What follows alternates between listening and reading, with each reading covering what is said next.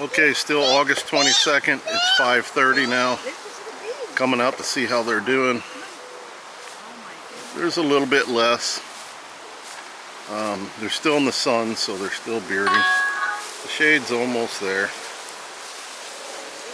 Never seen them beard that much before. That might be normal. I don't know. This is a first for me. That's why I post these videos as I learn. Hopefully anybody else that's starting out can learn too. They're really calm. They're just bearding, cool in the hive. I have all my girls here. Well, most of my girls here. I have my little one. I have my bigger one, my school-age kindergartner now. My teacher over here. She's going to help us teach about bees as we learn. She loves the bees. She has fun learning. She's a little on the shy side. And then Sienna, say bees. Bees. She's 17 months and she just loves the bees. She loves being outside. She's going to be a nature girl, I think. Anytime we go in the house after we pick them up from daycare, they want outside like right away. So, but anyway, here's the other girls, all the other girls, and they're just trying to keep that hive cool. They were all the way to the lid when I first came home at 3:50. They're slowly getting off. Probably going back inside. But that's a ton of bees right there. So I was actually a little worried about them gonna swarm when I first saw it. But then I got calm and realized no, it's probably the heat and the humidity. And they're just trying to get that hive cool, and apparently that's what they're doing. Before they were even crawling all over the deck there. So there's quite a few less that are bearded out here. So they're slowly going inside apparently. They're still coming and going and flying all over the place. They're still bringing nectar, they're still bringing pollen. So we'll just keep an eye on it here. When the shade hits, I think they should all start pretty much going back inside. And we're not too far from the shade, hitting maybe another 15 minutes or 30 minutes. We do have some pretty good trees over here that throw us some shade. That's the west I'm looking at. So we'll just keep an eye on it. The way I started to even get into this and learn about it was I watched a lot of videos. I watched videos by Dr. Leo Sharaskin, who does horizontal hives and natural beekeeping. Homesteading by Doug and Stacy. There's several others. There's a pastor down south that I watch a lot. I can't remember his name right now, but I watch a lot of his videos. Actually, I watch him because he's rather funny.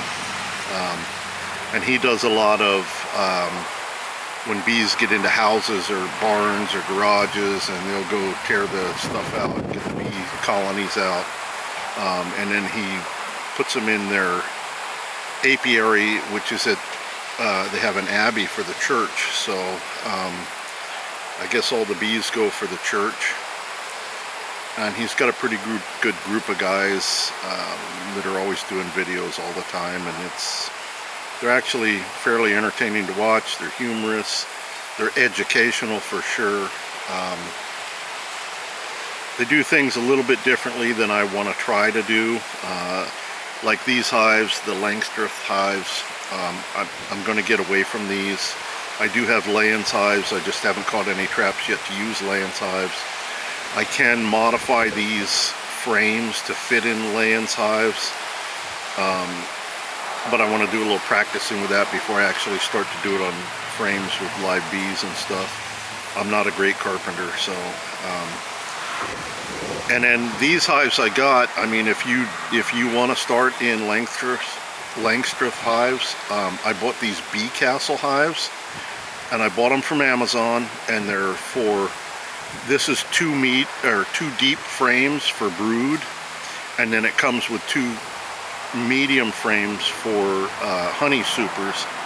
It comes with the bottom board, it comes with the lid, it comes with the queen extruder, which I have in this.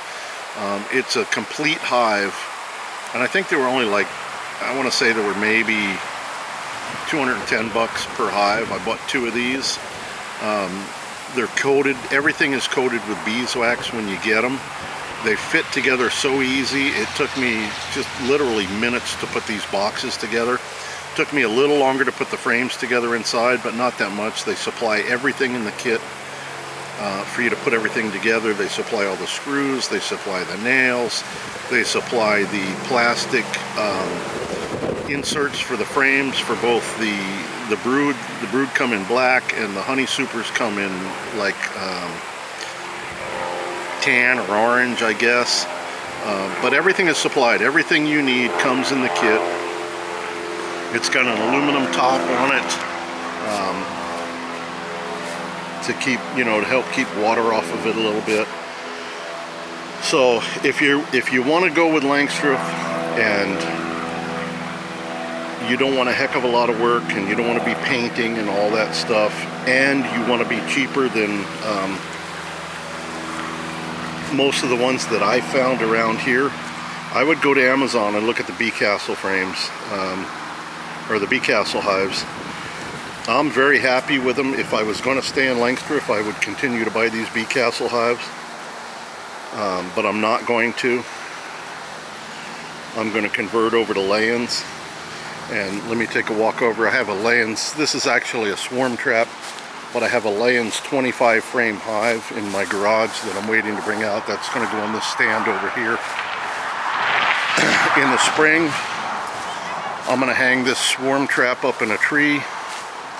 As you can see, I have tons of trees everywhere, but this is a horizontal hive, and you can see how much deeper it is. It's also got the metal top on it. This one, the bee entrance is in the front, and you could use this for a small hive to get started. But the entrance is in the front, so if you want to work with it, you open the back. You're not disturbing the bees in any way. There's all the frames, they're all horizontal. These are much deeper frames. That's a 16-inch deep frame, but it's also narrower at the top than the Langstroth.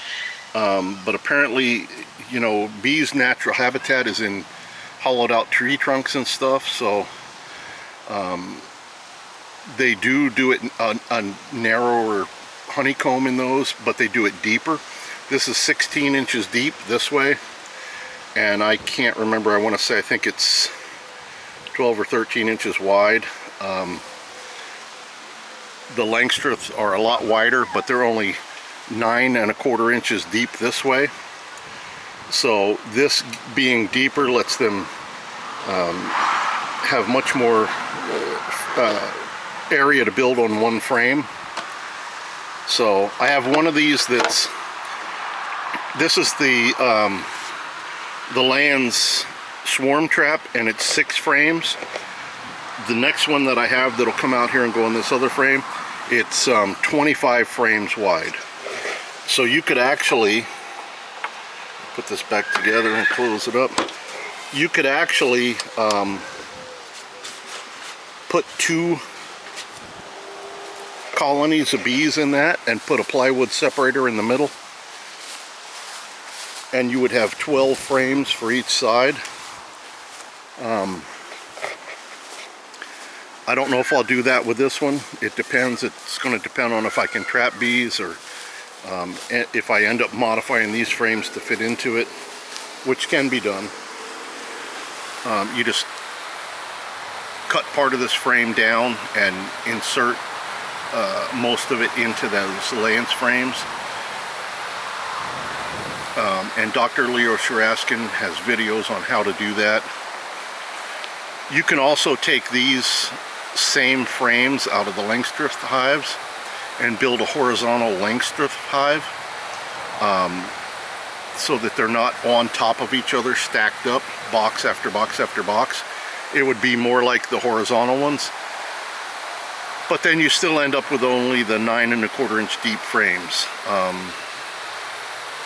And from everything I've read so far, and I'm on my 4th bee book on natural beekeeping without using chemicals or sugar water or anything like that. And some of these books come from the 1700s, some from the 1800s, back when almost everybody had bees in their backyard, in Russia and England, in Britain, and even here in the US.